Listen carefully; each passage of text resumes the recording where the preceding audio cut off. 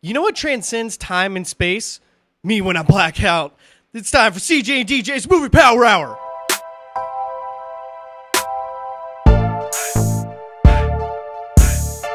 All right, this is CJ and DJ's Movie Power Hour, your one-stop shop for all things movies while drinking a power hour. My name is CJ, and we got the co-host with the mo-host to my left, DJ. What's up, everybody? And then we are introducing a new person into our little podcast, movie podcast here. We got Ben over in the booth. Go ahead and say hi. Good to be here. Thanks for having me. Yeah. How are you doing today, Ben? Doing great. Ready to enjoy this power hour with you guys. Oh, yeah. DJ, are you excited? A little bit. I'm excited. I feel like we got some good movies that we're going to be talking about today, right? Oh, yeah. I'm Which, excited about that part. Leading into that, we're going to be talking about the Dunkirk trailer, which comes out this weekend, July 21st. And we're also going to be talking about Interstellar. That's the movie that we're going to be reviewing. It sure is, Murph. Yeah, Murph. Murph, it's love, Murph. Anyways, guys, you finally got to see what movie we're actually talking about when we're referencing it all the time in our previous videos. Yeah. We're going to be actually reviewing it for you. Now, before we get into the power hour, we got all these cups in front of us, Deej. Explain what they're for. Well, guys, if this is your first time joining us, we do a power hour every episode. A power hour is you take one shot of beer every minute for 1 hour. Man, it's a lot. Because it's easy to just talk about movies. And you know what? It's all... It's more fun to talk about them while having a little bit of a buzz going on. Quite. Quite a buzz. And a little bit of backstory. We actually did an episode a little while ago. Forgot to press record on the audio. So we're doing it again. We're doing it again. Woo! Woo! Rally. In case I look a little worn out. So, Deej, how many beers do you have? Yeah, I think I have 6 beers. How many do you have? Lucky you, my friend. I lost the last game. And I you get got to do it over again. 7 beers again. Woo! So if you guys remember, DJ lost the last game, so he has to drink another beer. We'll be playing another game at the end of this show to determine who will be drinking a beer in the next episode. So hopefully my win streak keeps going. Yeah, right. Your luck's about to run out with this worn out guy. Deej, I think it's about time we get started. Let's get started, Let's go. Woo! Boom! Shakalaka, start the clock. It's like wet meat. All right, guys. So we're going to be talking about the Dunkirk trailer, which, like I said, comes out July 21st. Now, Deej, how are you feeling just straight out of the gate, knowing that it's a World War II epic by Christopher Nolan? What are you thinking? First initial thoughts before we start getting into all the meat of this. Well, I was always a little thrown off. One, I don't really know about the Dunkirk story or event, and I'm not used to him doing these kind of older movies. I'm seeing Interstellar. I'm seeing the one with the spinning thing. Right, Inception and Memento and the Dark Knight trilogies. Kind of movies. Right, those are all kind of like almost original concepts or adaptations. Right. And this is actually, a biopic almost, right? Right, and it sounds cool, but it just sounds really different. I don't really know what to expect. It's really different. I'm excited. It's a Christopher Nolan movie. There's no reason why I'm not going to go see it. Yeah, that's a great name. So I am excited. We'll talk about the trailer here that we're going to be watching in a little bit. I think that's exciting, and I also think it's exciting that it's a war epic and he's doing something different. Yeah, right. Do you like war movies? I'm a fan. I'm not too fanatical, but I do like a good war movie every once in a while. I feel like I have to get locked and loaded for it, though. No pun intended there. There you go. But I like to sit down and actually take it in because it's not an easy movie, or those movies aren't really easy to just kind of put on. Yeah. When you're trying to kill some time. So before we get into the trailer, I want to go over a little bit of the plot. Normally we don't talk about the plot because everybody knows what movie we're talking about. Right. But I think this is a little bit different, especially since the Battle of Dunkirk is not well known. Right. So we're going to go over, and I'm going to read it to you guys right now. I stole this straight off of Google. So if you're looking for it's a trusted source. This thing that I just got, it's from Google. All right, check it out on one of the pages. So let's go ahead. In May 1940, Germany advances into France, trapping Allied troops in the beaches of Dunkirk.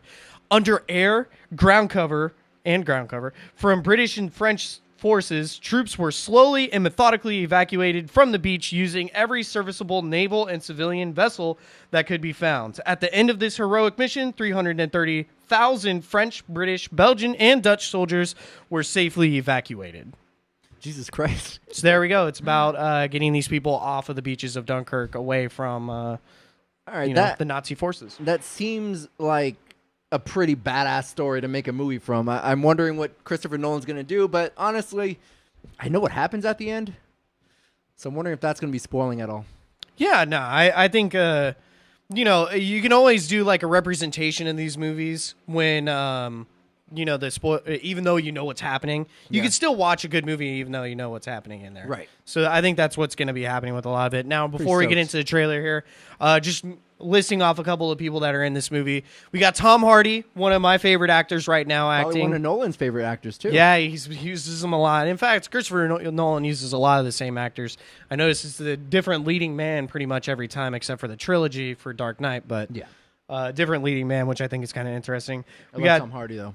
Yeah, he's really good. We got Cillian Murphy in there. Murphy? Yeah, he's been in the Christopher Nolan movies as well. He was Scarecrow in the Dark Knight trilogy, and he was also in Inception as the, you know, the millionaire that they're trying to incentivize. That guy, that guy has a pretty good track record. Right now, he has a show on Netflix, right? Called Peaky Blinders. I caught a couple of episodes. It's pretty good. It's about an English gang back in the Depression time. So it's pretty interesting. All right. Next up, we got Kenneth Branagh. He's been in quite a few movies. I really like him in the Harry Potter movie. That's right. My boy, Mr. Lupin, I think. Wait. No, not Lupin. Second movie. Gilderoy Lockhart? Yeah. Yes, the memory guy. Yeah. I like him a lot. I only know him from those, though, unfortunately. And then I got this one in here for you. Harry Styles is going to be in this one. Yes, my man. One man. Direction. I know you were excited about having him in the movie. I'm not a big boy band fan, but a side note, I like his new stuff. He's bringing back rock and roll. Otherwise, I don't give a shit. You listen to his music? No, I did once. My office is filled with girls, man. Of course I have to listen to it. All right, well. In my headphones. On that note, the last but not least, the guy who seems to be our leading man, if I had to guess, he's featured prominently in the trailer and is also on the poster. Fionn Whitehead is his name, and I don't recognize him from anything. I think he's relatively new. Obviously, he's a British actor as well. Yep. So if he did do anything, it would have been in the British medium, which I'm not as well versed in. We were talking about this another time, how we don't know much about, you know, wars, like European wars, because we know a lot about the American wars in America. And it's pretty nice seeing a different representation. Right, and they're all European actors, and we get to have it in here in America. Yeah. So, Deej, I don't know about you, but I think it's about time we go ahead and start this trailer. Let's do it, my man. All right, go ahead and start it, Ben. Kick it off. WB, of course, coming in. Syncopy is his company, his production company. But, you know, they are coming in. So this is from Christopher Nolan. Let's go ahead and turn up the monitors a little bit there, Ben, so we can hear it a little bit better. It's quiet through this part anyways. There's Kenneth Branagh coming through. And we see that they're kind of closing in and everything. Then it says 400,000 men. We did say 330,000 men. But, probably rounded up to the nearest 400,000. Then we got a lot of the action happening. And then it says, home came for them. From his familiar font. And we'll go ahead and pause right there. So, what you thinking so far, Deej? How'd you like this trailer so far? Well, we got, it looks like a Nolan movie. It has like some of the suspense and like the music and sound effects. Tracking shots are a lot used. I mean, I know they're used in a lot of movies, but there's definitely like the definitive cinematography that Christopher Nolan uses. Raising tension, and you know something's about to go down. Yeah, for sure. I think that's probably one of the most exciting things about this trailer. So I think, you know, there wasn't much that happened in the trailer so far. Should we just go ahead and finish it out? Let's do it. All right, let's go ahead, Ben. Continue on. Went out. We have to go to Dunkirk. Ready on the stern line. So What are you doing? we see here that they're getting ready for the boat. And then he's like, oh, whatever. One of ours. There he is. That's a man. Yeah, there's my boy Tom Hardy coming in. ESL Tom Hardy. We got some dogfighting coming in. And yeah, you see how bad it is with the trench, or not trenches, but you see how bloody and dangerous it is and everything. I think it's going to be interesting. I didn't mention it, but this movie is actually rated PG-13, so it's going to be seen. For war, huh? Yeah, for a war epic. So it's going to be kind of interesting how they handle all of that. Activated the civilian boats. Some more Kenneth Branagh. Civilians? When it destroys. I like how they're switching like the camera where some is shaky and some is like steady. Dunkirk. Like, Yeah. depending on... Well, and it was shaky during a lot of the action, right? Yeah. I'm not going back. And then it keeps a lot of the steady shot when it's kind of mounting the tension up. Your weekend sailors, not the There's the bloody Navy. leading guy down under the water. Should be at home. I think Cillian Murphy might have a pretty good There's no hiding from this, son. leading We have a role job in this to do. movie as well. Turn it around. He's featured a lot prominently in the trailer for fight here, for the beach. for sure. There's your boy Harry Styles. I don't know if you just saw him right there. I don't get this. This looks like it was very uncomfortable to shoot. Not gonna Yeah, lie. no kidding. They use all real locations for this, so I think that's a good part about. I think that's probably one of my favorite things about Nolan movies is they use real locations instead of a bunch of CGI. Do you think they did the same time of the year? Like, what do you think that was closer to the winter? Like, are they freezing their balls off? Nah, they were probably doing that in the summer. So there, go ahead, and we're at the end here. DJ, this trailer just ended for us. What are you thinking? Do you like it? Do you not like it? I do like it. It does look great and intense. Again, even though you did really up the ante with telling me what it's actually about. Yeah, I'm still- it definitely helps knowing what the the movie's significance. about. Yeah, especially since I feel like a lot of people, like the general movie audience, is going to come into this just with the name Christopher Nolan and not really know what Dunkirk is or Right. about. So I think it's good to go ahead and promote that and let that be known. Right, but regardless, it looks awesome. Even like taking away from his name, it's good that he's going to be able to bring this story to us. Yeah. It looks like it's going to be really good. I think it's going to be really good. There's no reason why anybody shouldn't go see it because it is a Christopher Nolan movie. I keep saying that, and it can't be underestimated enough. Yeah, don't miss out, guys. Overestimated enough. But I think it's going to be well worth the time. It's probably going to it's probably going to be a better experience probably in theaters too with a lot of the sounds coming around from the whole surround sound. Where you can feel it all the way down to your toes and your chest. Yeah. Oh, my goodness. It's kind of scary. I think it's going to be really good. So let's go ahead and talk about it a little bit here. What are we thinking about box office for this? This is a jam-packed July, man. Yeah. That's why we're doing an that's- episode every week. That's what I've themed this month as for us. Jam-packed July. It's just going to be... you got War for the Planet of the Apes. You got Spider-Man still, even though it's a couple weeks later. It will still be going strong, especially since I think Spider-Man will have a better second showing and third showing than normally because people were probably having Spider-Man fatigue at this point. They're like, man, Spider-Man again? We just had 5 of these movies in the past 15 years. Like, we're not going to go watch another Spider-Man movie, especially since it's got somebody new in it now. So I think it did 117 or 110, somewhere in there. Yeah, surprising because Guardians did way more. 145, yeah. A little more. You would think that I think people are going to go back and go see it, especially with how much buzz it's creating. A lot of people think it's fun. We had a fun time with it when we saw it. So I am going to be one of the ones that are going to watch this movie, though, for sure. But I honestly feel like it's not going to make too much because this looks like it's going to be the movie of, I don't know, like March or February or like October, somewhere where there's not as much competition. Yeah, for sure. It's just kind of crowded. So I don't know how well it's going to do. So we're definitely thinking under 100 mil. Yeah. I'm thinking probably around 75. It's definitely going to be within 75 to 100, I'm thinking. Or it could do worse than that. I mean, we really don't know. I'm kind of all over the place with it when it comes to this movie, especially since Comic-Con weekend is that weekend. So, yeah, Christ. Obviously it's a different demographic for Dunkirk than it is for Comic-Con. Uh-huh. But, I think a lot of the people that would be drawn to this, knowing the name of Christopher Nolan, especially since he did the Dark Knight trilogy, and Inception, which is also a comic book movie, and Interstellar, which I felt like had a broad spectrum of people that would watch it from the Comic-Con crowd, especially since it's sci-fi. I think it's going to be kind of interesting to see where it's going to end up. I wonder where his mindset was. I think he wanted to do something different, which is awesome. That's very good different, on him, though. Yeah, good on him. Yeah, man, good on him. No, not following the trends, being original, and probably going to produce amazing movies as usual. Right.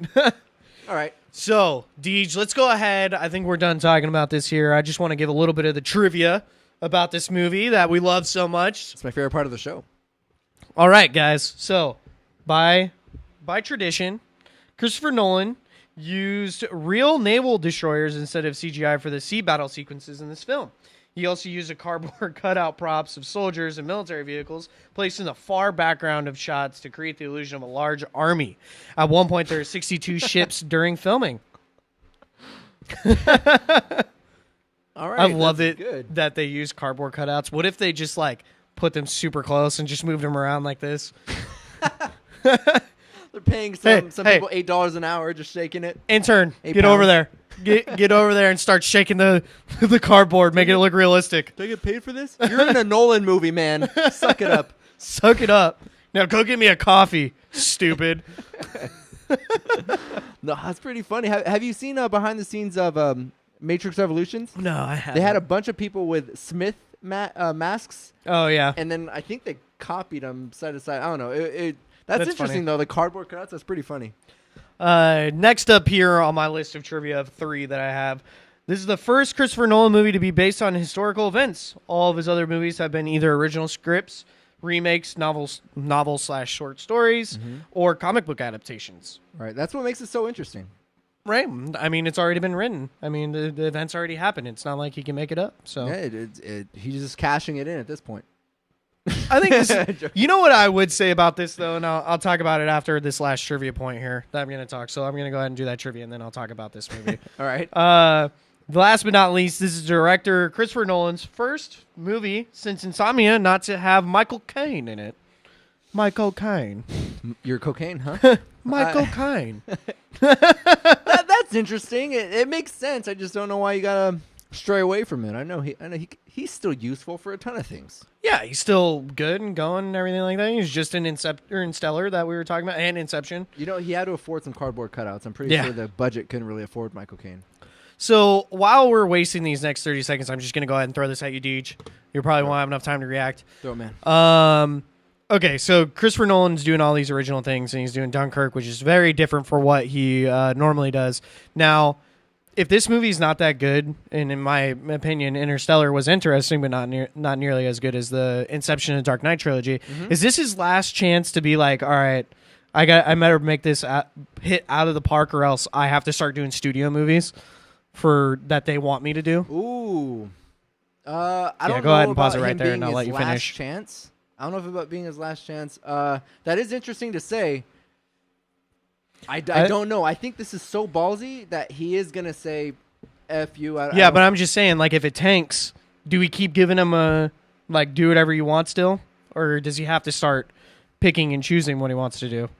Rather than him giving the ultimate authority of whatever movie he wants to direct. Because right now, he could come up to be like, I'm going to make a movie about a piece of shit. Yeah. And Warner Brothers is going to be like, yep, go for it here.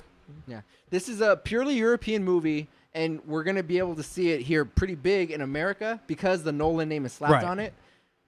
So I think it'll be interesting.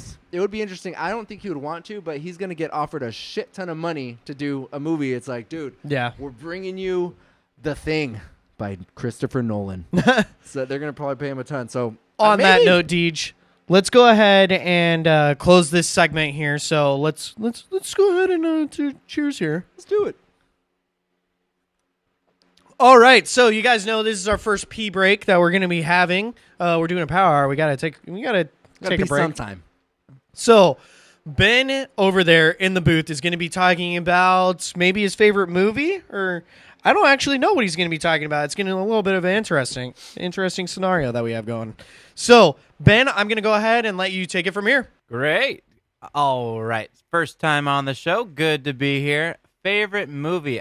As we have been talking about Christopher Nolan a lot, my favorite is by far The Dark Knight. I still remember going on opening evening, completely full theater, and I was blown away. All the special effects, the great action sequences, I think it was directed just absolutely prime. I could not believe how much it grossed as well. That was insane. But I think it was also well-deserved. I personally think The Dark Knight is my favorite, mostly due to the acting.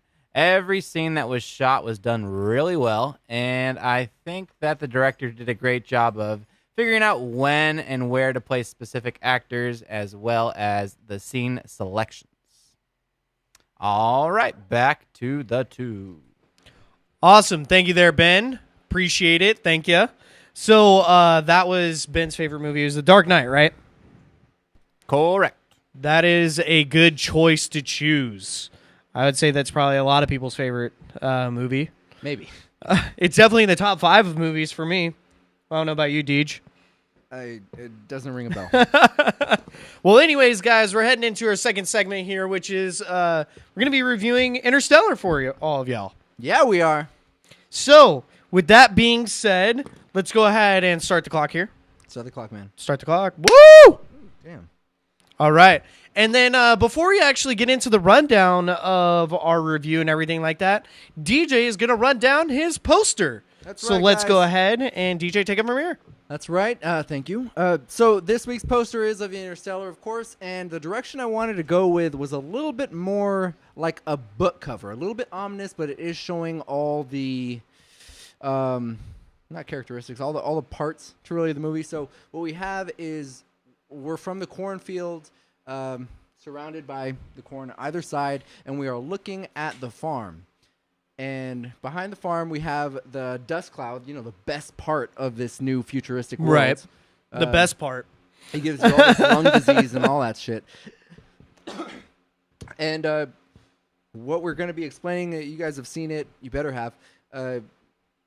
When they ship, NASA ships out our main characters and our pilots because Right. they are actually trying to start a new human race or whatever. They're trying to repopulate Right. somewhere else. Earth is inhabitable anymore, so they're going to go and find a new planet to use. So that's what we're seeing, and they do travel through a wormhole, black hole, and so we see this ship flying out of this dust cloud that is about to just take over this barn, saying deuces, and we're about to hit this black hole, and they're going to find a new planet, new habitation.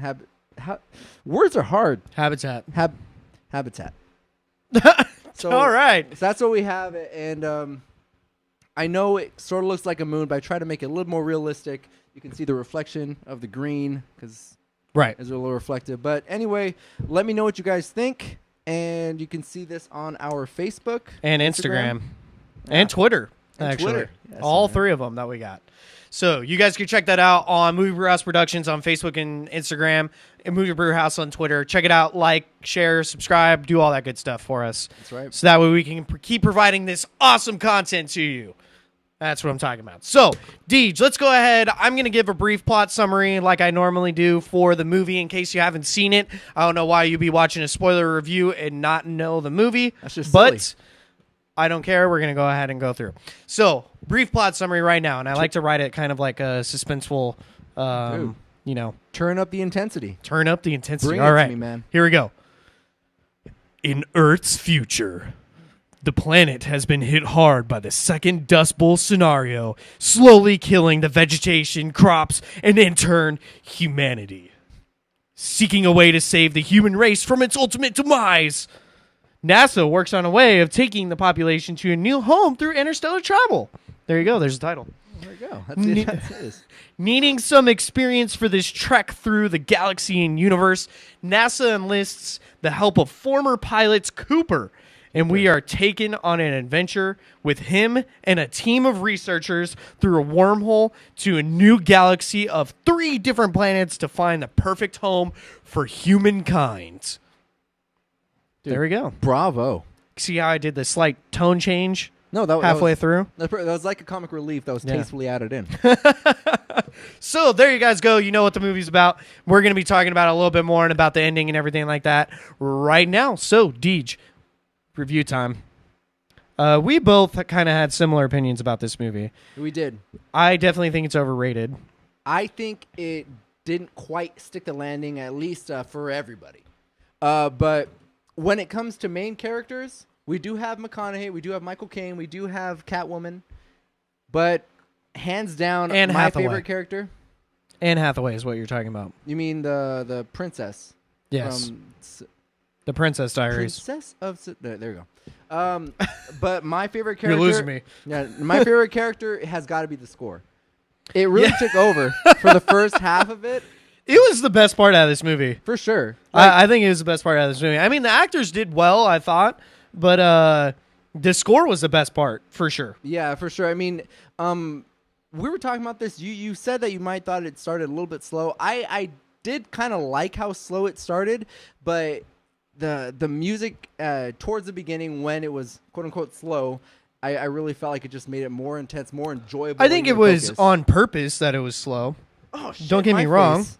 There we go. That was a nice little thing. Here, let me grab your towel. Go ahead and keep talking. Yep, and it was on purpose to be slow, and that did. And I think it was deliberate because you needed to be able to see what was happening and to be able to develop a connection with the characters. Although I don't think the relationship between the audience and the characters was all that well done. I felt like I couldn't really connect to any of them. I sort of disagreed. I mean, I was able to feel the relationship between Cooper and his kids. One of his kids, you mean? Murph is the only kid he cared about. He didn't care about his son. They did one scene in that movie where he cared. Come on, dude. There's so many songs written about Daddy's little girl. He has to give that much more affection to her. Come on, man. Like he was inviting Murph to everything, and he wasn't inviting his son to any of it. His son was an idiot. He finished second in his class. Yeah. I don't know if that's an idiot. Well, yeah, whatever. They totally discounted him, and they said, "Hey, you're going to become a farmer," and that's it. Yeah. Obviously, I know they need good farmers, right? It was kind of interesting though, right? They're like, we don't need more engineers. We need farmers. Right, and I guess you got to see a little bit of his relationship, Matthew McConaughey, with his son, saying like, "Hey, I don't want that for him. I want him to be able to do what he wants or whatever, go to college." Mm-hmm. So I think that was done well. I did like a lot of the characters. Don't get me wrong. Well, not like. I thought all the characters did their job. Yeah. I think Matthew McConaughey really did bring some emotion to it, which was good and refreshing. Yeah. I think the characters that had the most personality were the ATMs. The ATMs? The machines. Yeah, Tars and Case. I thought they had the most personality. 100%. I mean, the researchers are dull AF, even though they are still pretty interesting. But going back to McConaughey, my favorite scene was after they got back from that water wave planet. Yeah. And they missed 21 years of their lives. The sterile planet. Sterile planet? They say. And he had to look back at videos, and you get to see clips of his son like regularly. Right, talking. that's what I'm saying. The one scene in it that he cared about his son. It was pretty powerful, but I mean, the shot that was just at him, no, it was very well done. I'm not saying he didn't do a bad job. I think he did good. I don't think the writing was all the way there. I'm just giving him credit. That was absolutely exceptional. Yeah, I thought it was good. Just saying.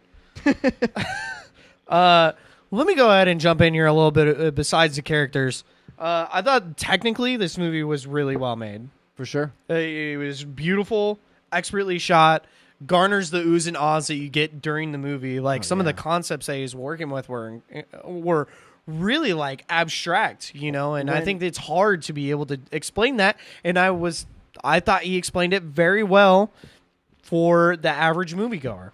For sure. It's like when they were able to describe or introduce a wormhole, like by flipping a piece of paper, it's like, oh shit, I get it. Right. And then when they finally get to the wormhole and then everything is warping, I felt, I mean, even though we were able to be... The black hole or the wormhole? I get them confused sometimes. Well, the wormhole was to get the first handshake. Yeah, that's the wormhole. I feel like from that point on, it was a bit of a mind in terms of what the movie is turning into.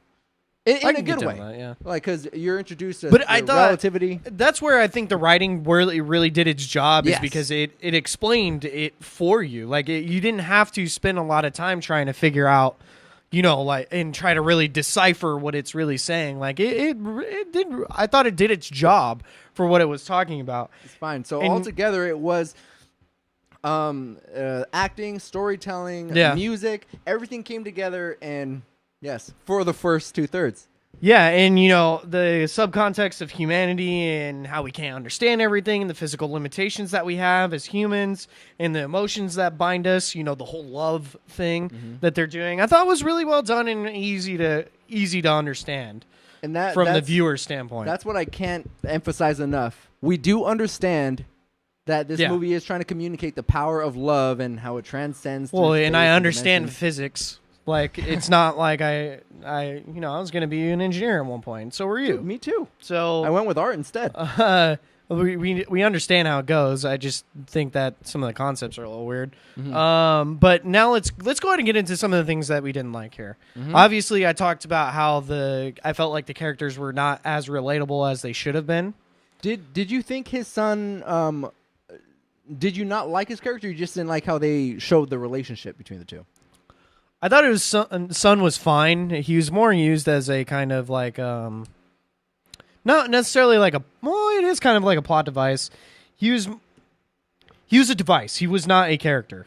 Yeah. I think that's where I'm kind of going with it. He was there to show that Matthew McConaughey missed his family, and he was there to show how he wants to stay at the ranch, and make like sure his dad told him. Like there was a scene at the beginning, or towards the beginning, where they are following the drone, and then he almost drives off the cliff, and he's all, "Dad, Dad!" Like he's not using his common sense to brake, and he's all, "Oh, I guess you answered the question of." And like, that if I told really you to drive a bridge. talks about his character, and that he kind of just does what he's told. Yeah, and then his son almost got the lung shit because of the whatever. So I kind of feel like I did like that. How it prepared you for how he was just going to be stubborn and keeping the farm. But I do agree with you that he was a plot device. Like, that setup made him basically the only villain to Murph. Yeah. When she was an adult. Yeah, exactly. All right, yeah, it's interesting. So I didn't like how the movie ended. No. That was another thing that I didn't like. When we say we don't like, it doesn't mean we hated it. Yeah, we didn't hate it. I just don't like the way that ended. Because there's a lot of people that shit on the movie. There's a lot of people shit on the people who hate the movie or shit on it at all. And right. We want to let you guys know that it was very well made. I just didn't think it didn't stick the landing for me. It didn't for me either. It did not stick the landing for me. When they were deciding between going to see Mr. Man, which we got to talk about him too. Human. Versus... All right, couple beers in, that's pretty damn I don't know stupid. if you guys know from the movie, but his name is Hugh Man. Goodness gracious. So I wonder what kind of context we're running with that. I don't know, man. He was actually pretty good in the movie too. He was a dick. Mm-hmm. But I liked the part that he was in, probably because it was okay.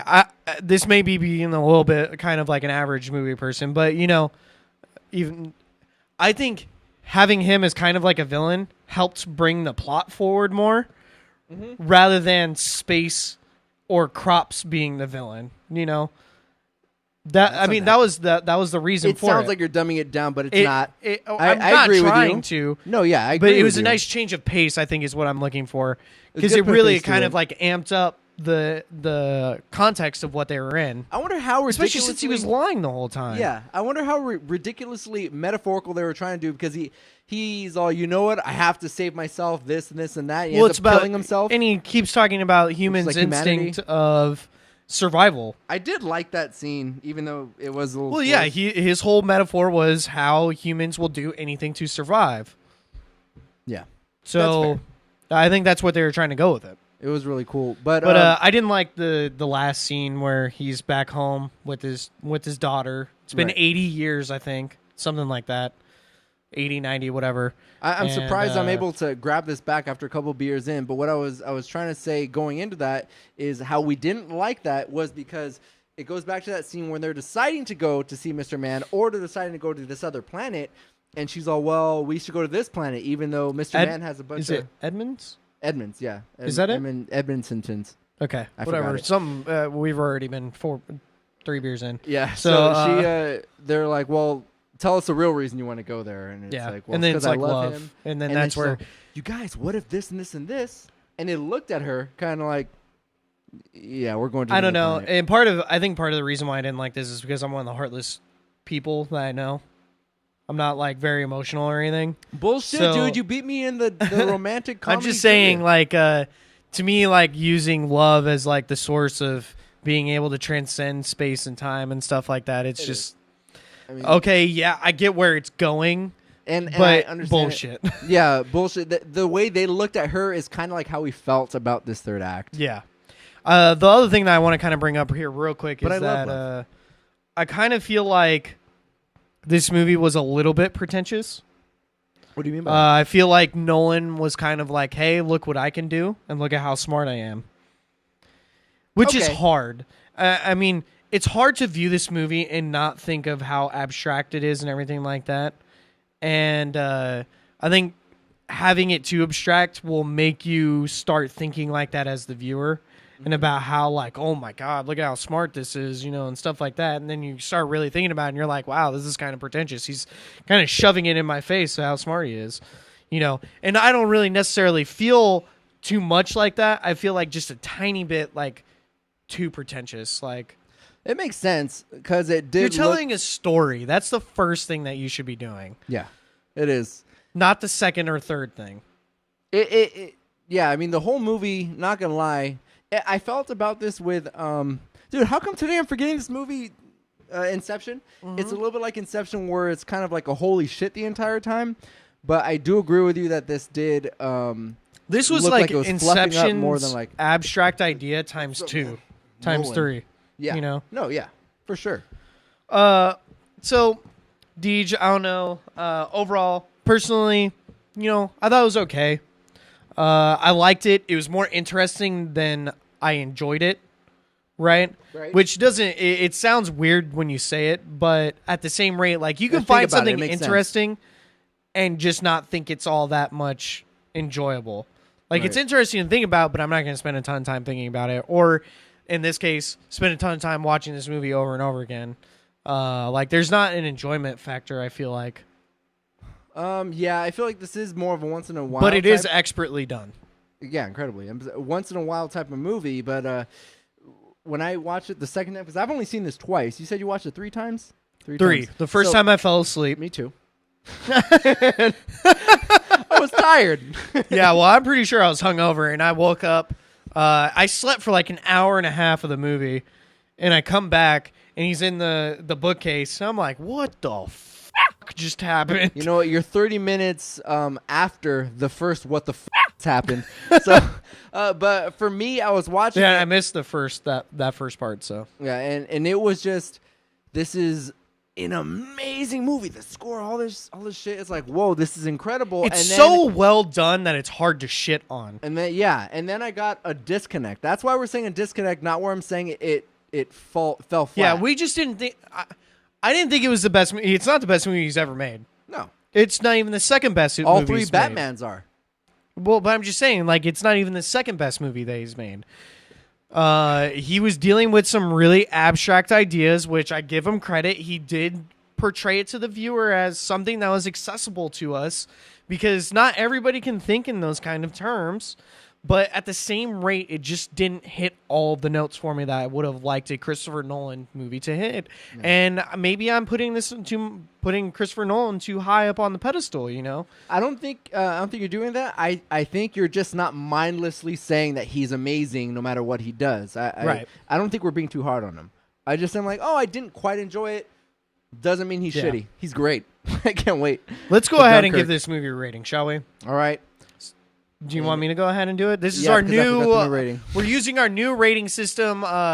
It's we have different ones. Maybe one day we'll post a video just explaining which each one is. Yeah. But we're not doing the how many beers does it take to do that or anything like that. So our rating, which we share the same rating, we already talked about it. Coincidentally, because you keep copying me. This movie deserves a half drunk. Half drunk, yeah. So we like the movie. It wasn't mind blowing in my opinion. There are a lot of things that I didn't like about it, and I think it's worth the watch. Like, don't not watch this movie, because it's a good movie, and especially if you're one of those people who's trying to know how movies are made and how a good movie is made. This is a good movie to choose from. Mm-hmm. It's just the characters did not connect with me. Mm-hmm. The concepts, I understand them. It's interesting, but it's not enjoyable. And overall, I just think I liked it. I don't think I thought it was good. I don't think I thought it was great. I think I just enjoyed the movie at a simplistic like it. Yeah, and you know what? That if we're going to be real about it, I mean, in real life, when you get drunk, you sort of get emotional. I would totally buy the love stuff, like saying, "Dude, this is incredible." At I a half do love drunk. things at a half drunk, not drunk, but more like half. That's a very that's a very good rating. Right. Just think about it. Just a couple beers in, it's very appropriate. So, with that being said, should we get into a little bit of some of the trivia for this? We should. All right. I when we spilled the beer on my iPad, I realized that I actually deleted the entire notes that I had. Cool. For some reason. So, I got a little bit of trivia that I want to bring up to you guys, and I think it's really interesting. But first, before we get into more of the interesting part, box office trivia. All right. Yeah. Budget. What you think? I think it was under 100. $165 million. That's close. You're close. So Opening close. weekend, it made $47.5 million. In a November release, though. November is not necessarily that good of a month. Wow. Okay. For a movie release. Of course, I think the trend now is going toward any month is a good month. I think we're kind of past the summer blockbuster stage. Sort of. I mean, I think we're don't getting underestimate the high there. schoolers. Yeah, but we're getting there for sure. I think people make time to go see a movie, especially since movies I feel like are more of an event than ever to do. Like you talk to your buddies, you're like, "Hey, I want to go see a movie." Awesome, I'll go see it with you. You know. Yeah. I think going to the movie theater is more of an event, especially since it costs more money to go. Oh yeah, seriously. I've been So- saving up all month for this. Gross domestically, $188 million, so it already made its money back plus more. Oh my goodness. And then that was definitely a movie that picked up steam after it came out. And then worldwide made $675 million. So of course Christopher Nolan's going to be making another He movie. might be buying dinner a couple of times. Who Yeah. knows? Next up, trivia point that I want to bring up here: Cooper's first name is never revealed during the movie. Ah. How interesting! You know what? For Hugh Men, Human. his first name was probably Chicken Coop because he was a farmer. That'd be kind of funny. Next up, the apocalyptic Earth setting stupid. in this film is inspired by the Dust Bowl disaster that took place in the United States back in the 30s, in the Great Depression. That was That's part of very what interesting. helped the Great Depression become more excessive, was because we had a Dust Bowl where crops couldn't grow. Yeah. I do remember those movies. So next up, the shape of the station, the space station that they travel through, is in reference to a clock face, with time being the major factor of this movie That's very or cool. theme. Is that considered an Easter egg? A little bit. A little bit. I don't think it's. I mean, Easter egg usually references like something that people know a lot. They don't think But- they had like C-3PO and R2-D2 carved in That the would be bookcase? pretty crazy. That'd be pretty insane.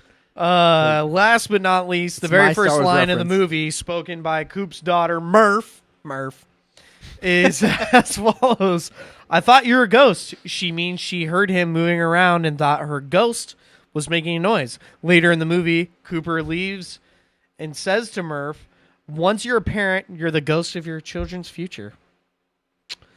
All right, that's insane. I honestly. mean, I can't really knock it on how well the writing is. I think I just didn't connect to it.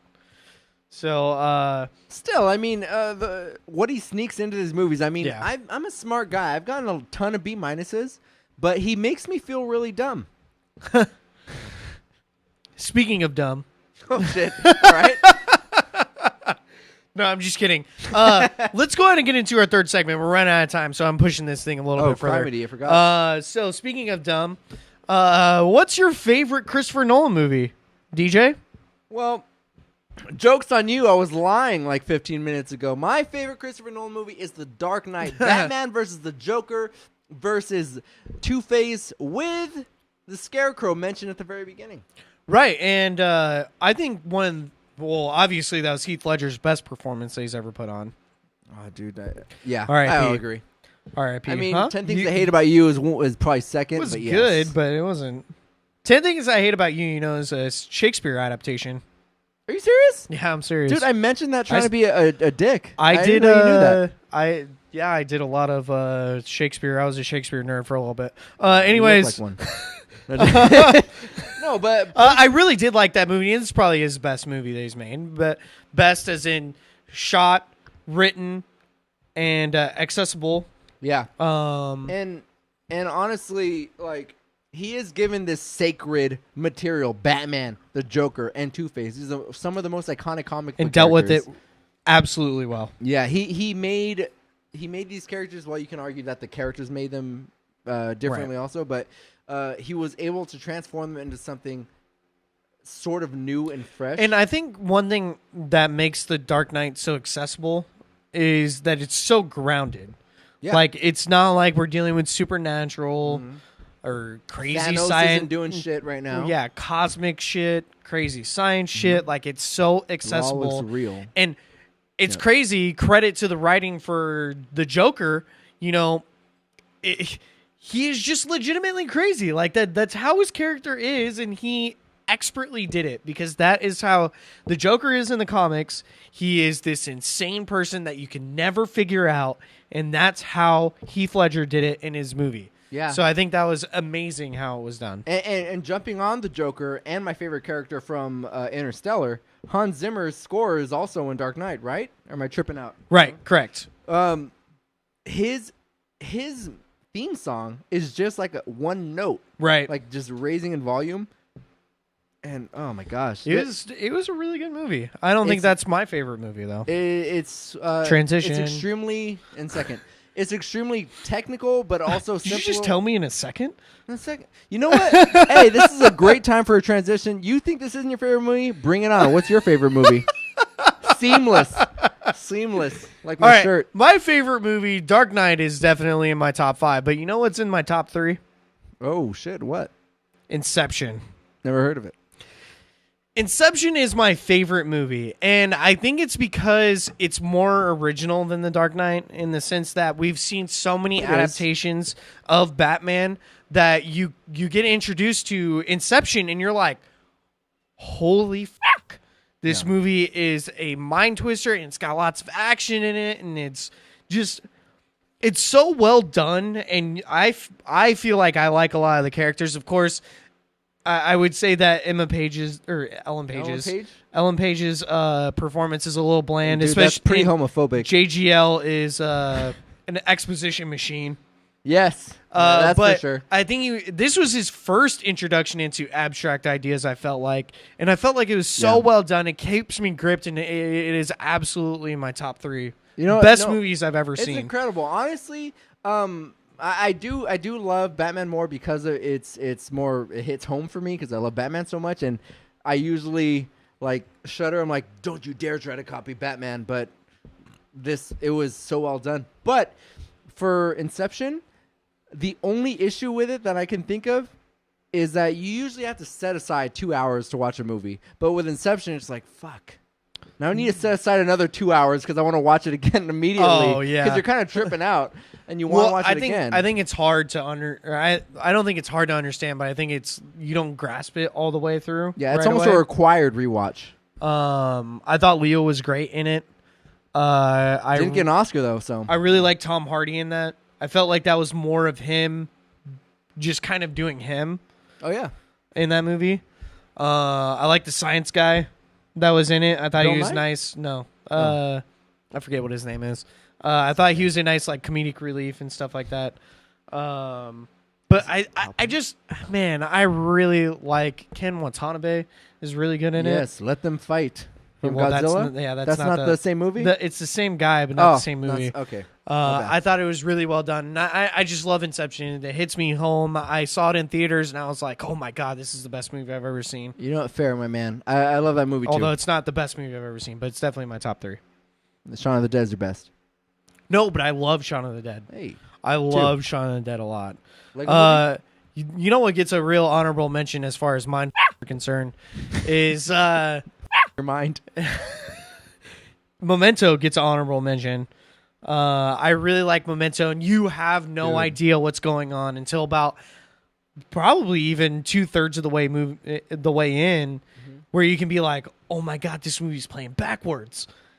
Spoilers, by the way. The movie's been around for a while, but you're like, "Oh my God!" Yeah. And you start piecing everything together, and you're like, "Oh my God, this is so awesome!" How many times have you seen that movie? Oh, a lot. I've seen it a total of one big full time. No, I've when seen I was it a under lot. 10. So this is me trying to pitch a next episode. Let's do a movie review on it. It's even better. Yeah, we can. Cool, thanks. It's even better knowing what's happening And you can catch the Easter eggs as you're going through. All right. I can't wait. That's a great movie. I that definitely gets an honorable mention. I know I seemed like I got a little bit more excited for that, but you got the Nolan boner right now. Dude, Christopher Nolan knows what he's doing. That's why we're gonna go see Dunkirk when it comes out.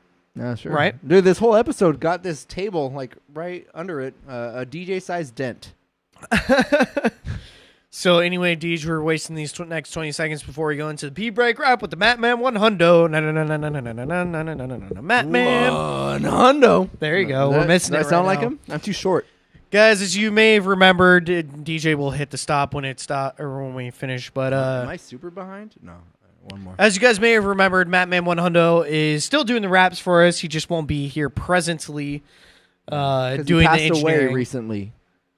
No. Oh no, he just He left. moved. He moved. Yeah. Okay, my bad. But you'll still get his pee break raps. That's what we're gonna go ahead and do right now. And DJ, let's go ahead and take this last shot here. Here's a man to man. Cheers 100. to Matman 100. And you're gonna go ahead and see it right here. Boom. Hey guys, it's Wanando. My parents are trying to sleep, so if you could keep it down out there, really appreciate that. Thanks, guys. I spy, I spy, I spy death. Thanks, Christopher Nolan. God, were you on meth? Thanks for all these sad movies where people die. What did your mom think? Did she throw up a big fat sigh? Spoiler alert, I've never watched your movies. No reason, really. Just want to spend my time living life. Damn, I'm groovy. If you don't like me, sue me. Go ahead and boo me. I made up a word today. Yeah, it's called coo me. If I want to make sure a date will fail, I'll take her to Dunkirk. She'll think I'm a jerk. Sleeping alert. I'm counting sheep while driving a Jeep and going deep slap. I just got attacked by a date who was hella mad. And remember from the last rap, this is the one who thought I was a dad. But I'm not. It's the other guys. I'm too fly. I'm really white. That's true. How am I supposed to rap in my lab when this girl is being bad? Sure, I should have taken her on a better date if I wanted better fate. But Chris, this is all your fault. I blame you. Her name is Kate.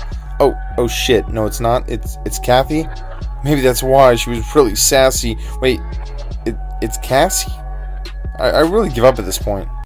You know what? I give up. F you, Chris. All right, that was the pee break rap with the Matman 100. You guys just saw it here. Yeah. Oh, do I say it? You may have seen a new picture. A new picture? Yeah, new picture. I'm gonna put a different picture for him every time. I'm gonna find them through the long experience I've had with Batman. Yeah. And I'm just gonna find a different picture to use for him. I was about to say, that would like you have to hang out with him every week and take a new picture. Man, it's not like he's one of my best friends. Anyways, guys, that was the pee break rap of the Matman 100. We're gonna go ahead and get into our next game, which DJ, I don't know if you know, we're gonna be playing the Movie Debate Club. You know what? I was preparing for this. Yeah, you were just preparing. In case. It's a good thing we didn't know what the question was. Yeah. So, as you guys may have remembered, we're just going to be debating about a certain topic. I'm going to go ahead and let Ben over in the booth go ahead and explain the first round, the question. We'll say our answers and all that good stuff. Before or after the time. And then we're starting the clock right now, Deej. Go ahead and start. Woo! Oh, start. S. Here we go, Ben. All right, Movie Debate Club. First, we start with the opening statements. Each person will start their arguments with an opening statement. The person who answered the question first will go first, and each person will get their opening statements out without interruptions. All right. go. So, Ben, go ahead and tell us what the question is. The question for today is, what is the best leading man in a Nolan-directed movie? You know, Guy you won Pearce. last time, so you can go first. So you chose Guy Pearce. Guy Pearce from Memento. I am also choosing Guy. Not joking. I choose. Oh, I'd like to see how that debate's going to go down. We're just going to agree with everything. You still lose though. No, my man. You don't know him as Batman because he didn't play Batman. Matthew McConaughey. Oh, Interstellar, huh? Matthew McConaughey from Interstellar. Breathtaking performance, in my opinion, when he had to remember or see videos of his kids. I know that wasn't very articulate. That's because we've been drinking. Let's see how this goes, Casey. Well, I don't know if these these debates ever are really articulate. Always at the end. Anyways, so shall we go ahead and start the opening statements? Yes. Let's get started. Woo! All right. So, guys, I'm going to tell you why Guy Pearce is the best leading man in a Christopher Nolan directed movie. First of all, he's playing a guy that doesn't remember. He has short-term memory loss the whole time. You know how hard it is to play a guy that doesn't remember anything, and he has to have that shocked and surprising look every time he's going through it? I don't know if I could do that. I would be an actor if I could do that, honestly. That's completely ridiculous. And the movie goes backwards. You got to try to... Obviously, they're trying to film it normally, and they're going through and backwards, and you're like, what the fuck is happening? And the guy sells it, too. Guy Pearce sells that he doesn't know what's going on. And I think that's one of the best parts out of this whole thing. He sells that he doesn't know what's going on. So I'm going to go ahead and end there for my opening statement. All right. Well, I have Mr. Matthew McConaughey. I'm not going to mention that he won an Academy Award at all because not for this movie. No, well, I know, but I mean, I'm not going to mention it because I'm also not going to mention that he's a phenomenal actor that totally trumps Guy Pearce. Anyway, so we have Interstellar. Where this is a family man, sort of. He is very passionate about being an engineer, even though he does have to live as a farmer. But he is a family man. He loves both of his kids, and it is very apparent, even though that his daughter is a little more interested in the engineering and in science more than the other one. I forgot his name. Not Murph.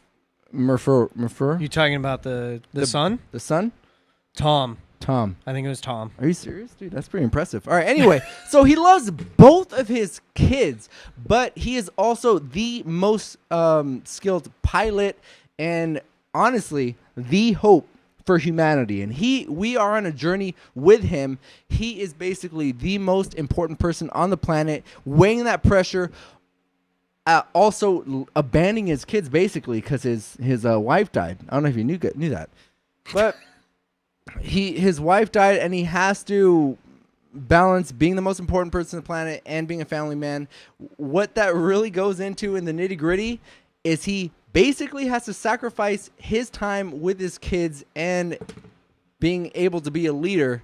Almost like there's a chance that he might die and never be able to see his kids again just so he can save the human race. And he has so much struggle having to decide between the two because he didn't really want to be out there. This is a big struggle. You know, I'm going to have a lot of counters. So I just wanted to say that... Yeah, you are rambling right now. I want to say that I'm done for now. I'll get back to you in a second. All right, Ben, let's go ahead and explain to the viewers what the next round is going to be. All right, next we have Free For All, which means our debaters are going to be going back and forth, supporting their positions as to who is the best leading man in a Nolan-directed movie. They will have approximately 6 minutes for this to continue. All right, let's go ahead and start this. Was your character a great lead to the movie, or was he just interesting because you could not follow the story with him? First of all, he is the best lead, and he's the most lead in both of these movies. Matthew McConaughey had a great supporting cast to work with, and I would argue that the best part of that movie was when the ATMs were coming through, and also when Matt Damon was in the movie. So I don't know how you can really consider him being the best leading man. Guy Pearce had to do the whole thing. That was his performance. That was his movie. I could say that Matthew McConaughey, while it was still some of his movie, it was not holistically his movie, and he wasn't even the best part out of the movie. So I don't know, my man. Honestly, Guy Pearce is confused throughout the whole movie. The supporting cast but he sells it. Yeah, he's selling that he's confused, but you don't know the story from him. His supporting his characters like Trinity and the guy from Baby's Day Out, who was also in The Matrix too. I don't know why that's I don't know why that Matrix. came before the Matrix. Anyway, he has to have some context clues based on other supporting characters to be able to push forward the story. Yeah, he's got Michael Caine, he's got Anne Hathaway. I'm talking about McConaughey. No, I know. But I got that because those Michael Caine guys- isn't in that movie or Anne Hathaway. But honestly, those guys are so replaceable. We talked about everybody being able to do their job, but there's nobody that gave the performance and effect towards the movie that Matthew McConaughey did. Everybody did okay. Matthew McConaughey, Cooper, Matt McConaughey. and Matt McConaughey did more than his job. Again, He didn't need those guys. I definitely. No, he did need those guys. First of all, that was part of selling it, and I mean, he needed them throughout the whole movie. Was they provided more plot to it? Not saying that obviously one was directed more toward the other, but Guy Pearce had to carry that movie. If his performance didn't sell, it was not going to be a good movie. And you know how difficult when you already know what's happening, you know how difficult it is to act surprised? Think about all the surprise birthday parties you went to and tried to be surprised. Well, yeah, personally, That's it's kind of difficult tough. when you already know. It's kind of tough, but I mean, there's so many like what WTF gifs. Like you can see Mark Wahlberg doing easy, like, oh, I'm like so confused, but you don't see him crying. Like he has a connection to other people in the movie. Guy Pearce does not. He has the rage too. You got to remember, it's been a while since you've seen this movie, but he's got rage too when he's going through. And he's got to sell getting a tattoo. You know how difficult that is? We both have tattoos. Oh yeah, that's great, dude. We do have tattoos. I like your tattoo a lot. Yeah, I know. I like yours too. Sorry, side note. Side note, man. You know how difficult it is? I did not know how a tattoo was going to be until I got one. Mm-hmm. So you had to sell that guy was he was tattooing himself, he was tattooing through the tattoo shop and also using a fucking pen to put it into his body. But you know how hard that is to sell? Like, I had an idea. I could look at people and be like, okay, well, that's maybe how a tattoo gets done. Mm. He had to sell how a tattoo got done. All right, well... So I'm just saying, the best leading man in a Christopher Nolan movie is the guy who has to carry the whole movie. And Guy Pearce is the one who carries that whole movie. You don't even care about the other characters. You care because they're a part of the plot, but not necessarily because they're the best part. And like I just told you, Matt Damon is probably the best character out of that whole movie. Hans he Zimmer sells is. Sorry, I mean Matthew McConaughey is. But you know what? The biggest difference between these two characters, one has the pressure of being the most important person on the planet and his children. Guy Pearce has to be... like, he is barely introducing himself to all these characters because he doesn't remember them. So have you ever said hello to somebody and tried to give a good first impression? It's a lot easier than try to sell that you have a deep connection to them. Guy Pearce is just saying, giving a first impression of the entire movie.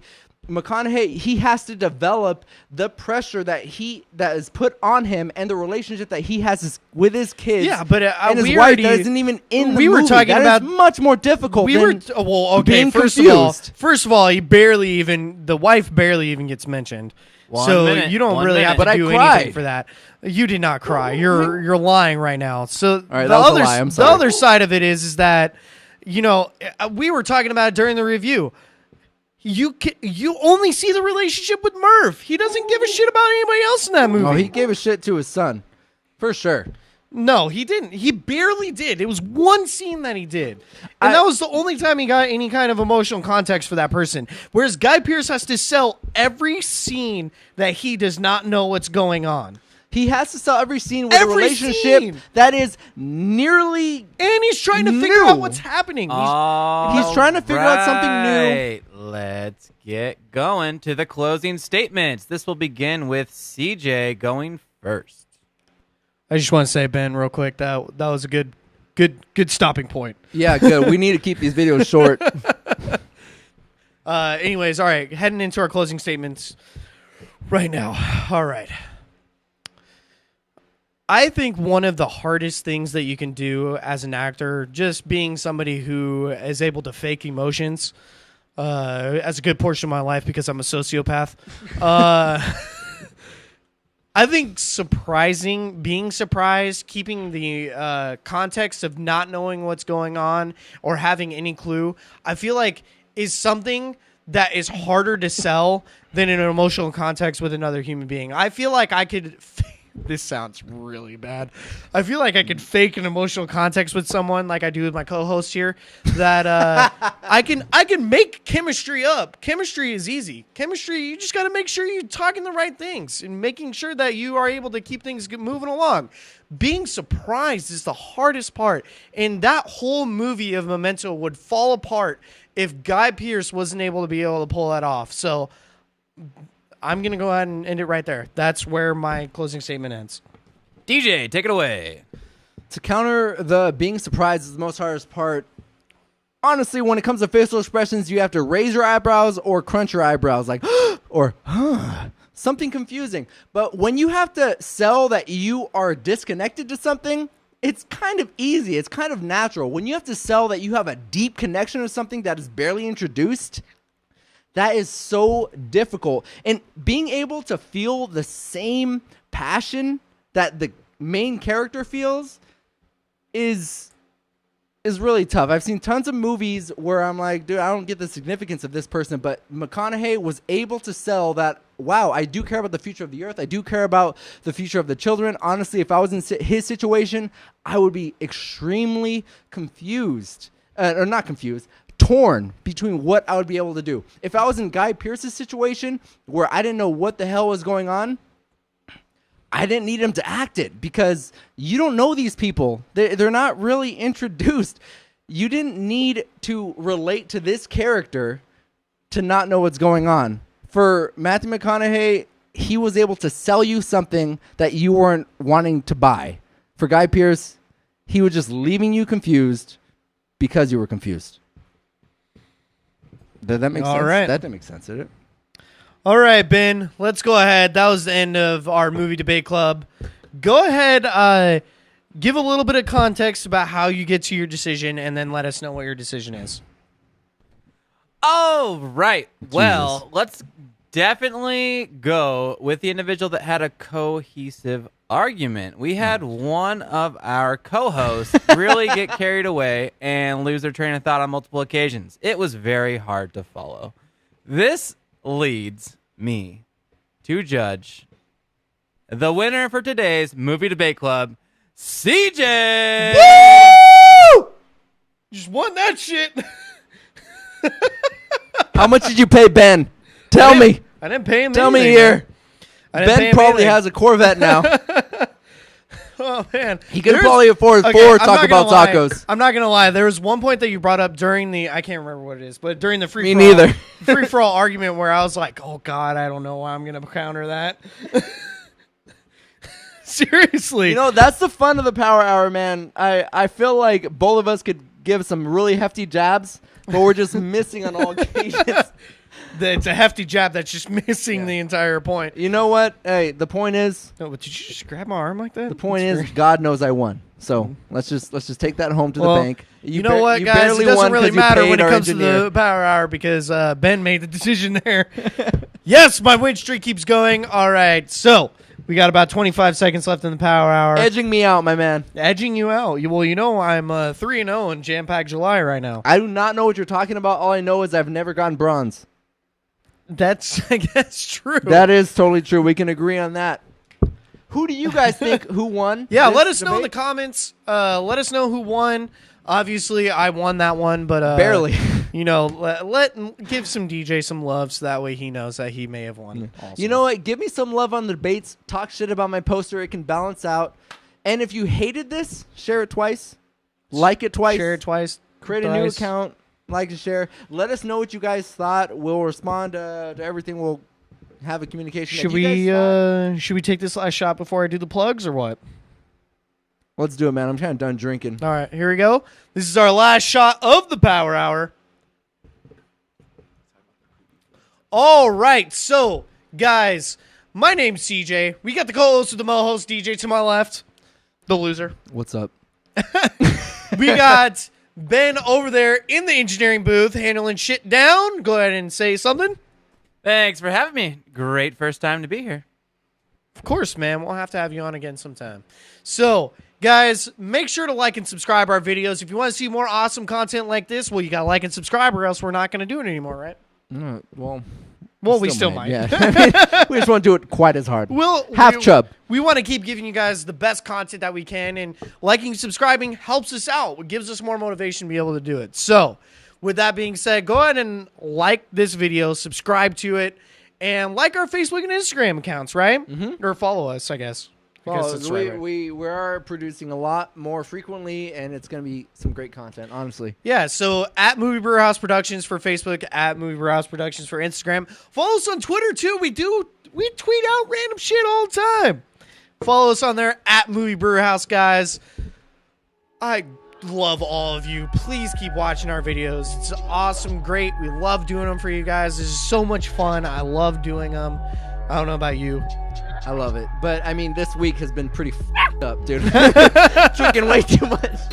But, yeah, dude, we love it. We're going to have a upcoming. We do have a movie review, and we do have another Power Hour. Another, should I say it? Comic-Con themed. All right, yes, Comic-Con themed. You know what that means after I lost this game? That's going to be 21 shots of fucking beer. No, 21 beers. Yeah. In less than a week. Yeah, so we're gonna be pushing out a new episode for you guys during Comic-Con weekend. Well, it'll actually be a little bit before Comic-Con weekend, but it'll be available for you guys during that Comic-Con weekend. So, anyways, guys, until next time, Movie Brewers, crack open a cold one and watch a movie.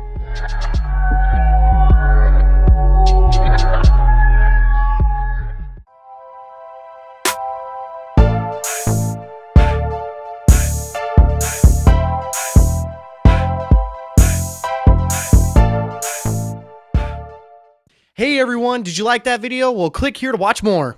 Or if you want to check out some other great content, click right here. And lastly, if you want to stay up to date on everything Movie Brewhouse Productions, subscribe right here. Bet you can't decide before we finish this beer.